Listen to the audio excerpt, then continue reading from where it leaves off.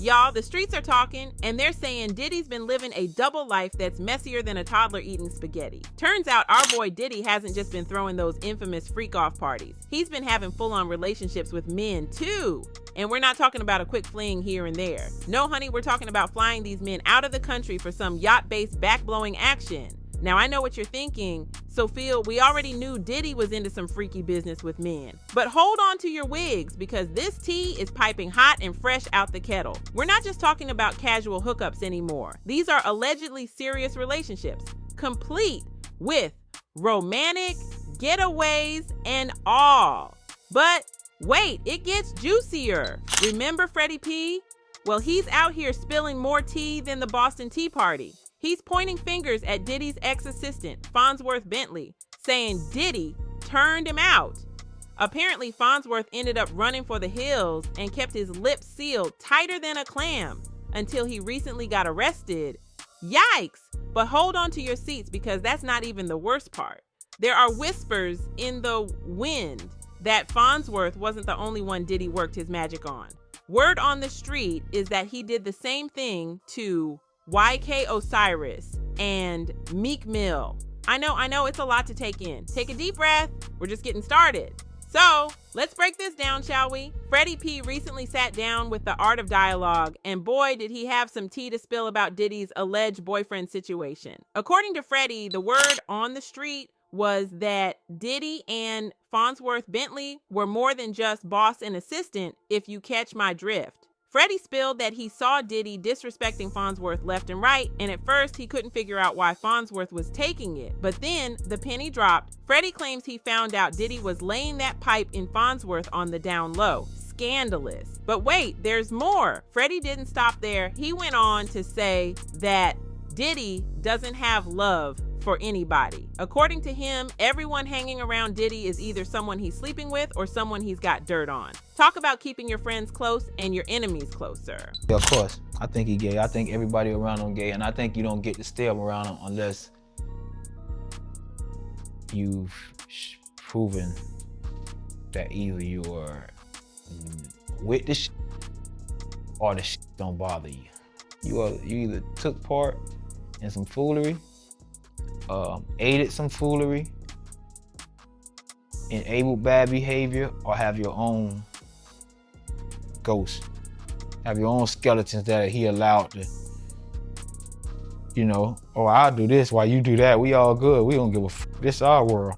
Puffy, it's an addiction, turning people out. That was his addiction. That was his addiction. He didn't. There's plenty of people that he could have. It was his addiction. Y'all don't understand. I look at Bentley and all these people. Come on, man. Now that we know the monster, man, you carry the man umbrella. You was the man. I watched this man disrespect you every chance he got. Talk to you like his bitch. He talked to Harv like his bitch. He talked to D-Dot like his bitch. He talked to all them niggas like they his bitches. And now that I learned that they really were his bitches, that's why I got so much respect for Gene. I think Fonzo was his little girlfriend at one time, because you have to see how they was conducting themselves. I don't want to say that about Bentley, because Bentley got kids and shit, and I got respect for that nigga. Like, he was one of the few niggas I fuck with. But the way they used to carry themselves back then, and plus he had put something on his Instagram. He put something on his Instagram like 4 or 5 months ago, and he was like, "Don't let me tell my story," or some shit like that. I heard they fell out because of he was stealing or something like that, whatever. But nigga, you hang around a nigga who don't want to pay you, giving millions of dollars away every night, acting like he can't pay you on time, want to fill your butt, all this weird ass shit. You gonna steal from him too, nigga. And you might not even be a thief. Now, I know Freddie P was throwing some serious shade in that interview, but people couldn't help but nod along. For years, there have been whispers that Diddy turned Fonzworth out and then blackmailed him into silence. It's like something straight out of a Hollywood thriller. For those of you who might be scratching your heads wondering who Fonzworth is, let me give you the 411. Fonzworth, or should I say Derek Watkins, is a rapper, but he's way more famous for being Diddy's right-hand man back in the early 2000s. Diddy initially hired him as a stylist when he was desperately trying to rebrand after that messy club incident with Jennifer Lopez and Shine. But before you could say bad boy for life, Fonzworth had pretty much become Diddy's shadow. I mean, Fonzworth was everywhere Diddy was. He was like Diddy's +1 to everything. And honey, the rumors were flying faster than a bat out of hell that Diddy was clapping Fonzworth's cheeks. Remember that infamous photo of Fonzworth holding an umbrella over Diddy at the beach? Chilly, the internet had a field day with that one. And get this, Diddy and his crew actually gave Fonzworth his stage name. Apparently, he was so tight with the squad that they felt like they needed to baptize him into the crew officially. Talk about a bromance. Bro was like, yo, we gotta think of a name for you, man. And if you're gonna be his personal assistant and slash butler slash umbrella carrier, whatever you gonna do, you understand? We gotta think of a name for you. We're gonna try to make you like Bentley or either Fonzworth or either Bentley. You gotta be, you gotta have that kind of persona. You gotta dress all the time, be neat and the whole 9 yards. And then the dude, Derek, was playing with him like, yeah, I know what you're talking about. I know how to do that. I could be over the top. He was acting like that. You know what I'm saying? I could be over the top. So he was saying that. And the dude, Tony De Niro, said, we gotta figure out a name for you, man.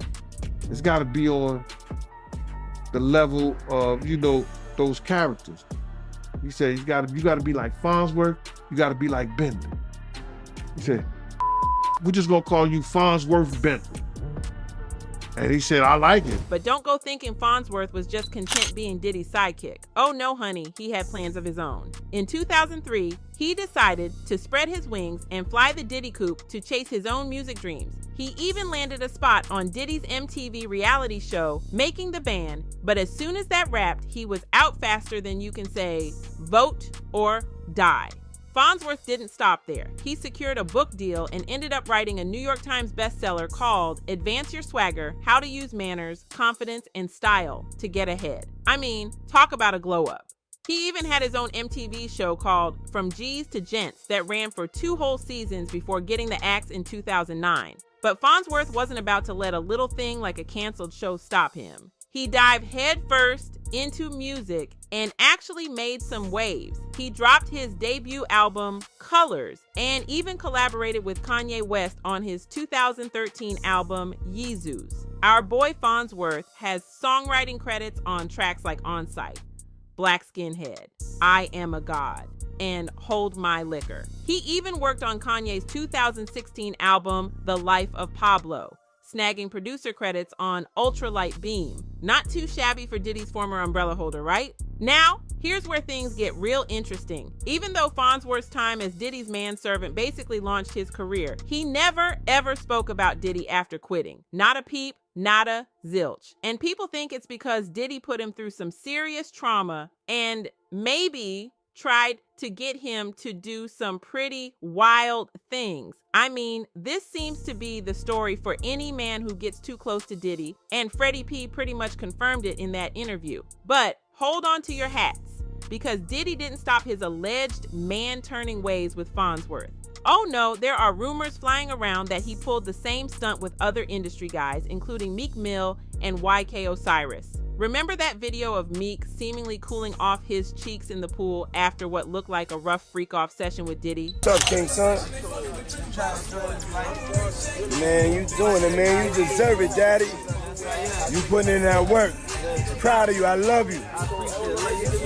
Yeah. Now, the reason people were side-eyeing Meek and accusing him of getting drilled by Diddy is because not long before this video went viral, he and Usher had been exposed as allegedly being Diddy's boy toys in a lawsuit filed against Diddy by a music producer named Lil Rod. But that's not all, folks. A man claiming to be Diddy's ex-bodyguard leaked an audio tape that he said was of Meek getting pounded by Diddy during one of Diddy's freak-offs. I mean, can you believe the tea? In Lil Rod's lawsuit against Diddy, he spilled some major tea about Meek and Usher. He described them as a Philadelphia rapper who dated Nicki Minaj and a male R&B singer who performed at the Super Bowl and had a successful Vegas residency.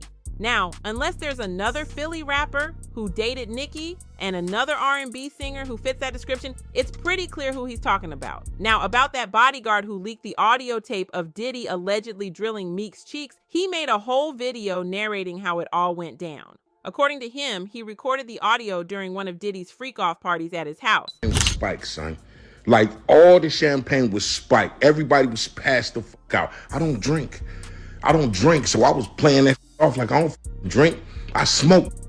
Like, I smoke and I had my own, but like everybody was passed out. Yo, Diddy had that man in the room. Look, yes, I put my ear to the door and I brought the phone because Diddy started going in overdrive. I ain't know what the was going on, but I just heard balls slapping against cheeks. I heard struggling to take. I heard just being like, yeah, daddy. When he started all that daddy this and daddy that, and then I heard some hollering and struggling like, yeah, I kept the phone there and I recorded all this because I was like, this Diddy rich. Everybody kind of knew back in the day that Meek Mills and Puff was a little too friendly. Anytime two rappers or two people in the industry come dressed up alike. Unfortunately for Meek, this audio didn't exactly help his case. People took it as proof that he was really out here letting Diddy have his way with him. Yikes! But wait, there's more. YK Osiris was also caught up in these Diddy boyfriend rumors. It all started back in 2021 when people caught Diddy and YK on vacation together in Jamaica. YK didn't help matters when he posted a shirtless pic of Diddy in a pool on his Instagram stories with prayer hands emojis. I mean, was he worshiping Diddy or what? Things got even messier when YK posted a photo of himself getting a massage while lying naked with the caption, listening to that Diddy eating that good fruit in the beautiful weather. And if that wasn't enough, he posted and quickly deleted a photo of himself seductively leaning in to eat some fruit, which people think Diddy took. I mean, the whole thing was giving major couple vibes and people were side-eyeing them hard. The internet detectives were on the case faster than you can say, bad boy, pointing out that there were no women on this trip, even though Diddy and YK were clearly spending tons of time together. People were throwing around accusations left and right, saying things like, I knew it was a man who sponsored the trip, and he's acting like a female who's on a paid trip. But the tea doesn't stop there. YK's baby mama decided to stir the pot by exposing him for allegedly being on the down low. When people asked if she and YK were still together after the Diddy situation, she straight up said, stop asking me what happened with my baby daddy. I caught him with a man, okay? Chill. I mean, talk about airing out your dirty laundry. And just when you thought things couldn't get any messier, the feds got involved. They apparently got in touch with one of the male workers that Diddy allegedly forced to participate in these freak-offs, and the man gave them a tape of one of the sessions. According to TMZ, this unnamed sex worker signed an agreement to spill the tea to prosecutors in exchange for not being prosecuted himself.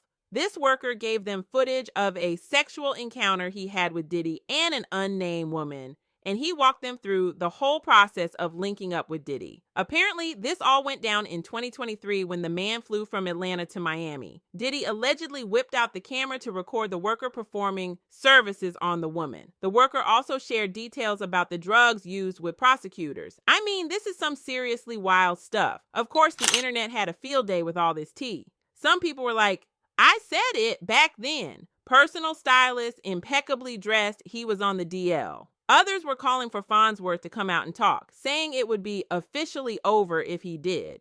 So, what do y'all think about all this? Is Freddie P spilling facts about Diddy and Fonzworth's secret relationship? Do you think Diddy is really out here turning all these men out? Drop your thoughts in the comments below, and don't forget to smash that like button and subscribe for more piping hot tea.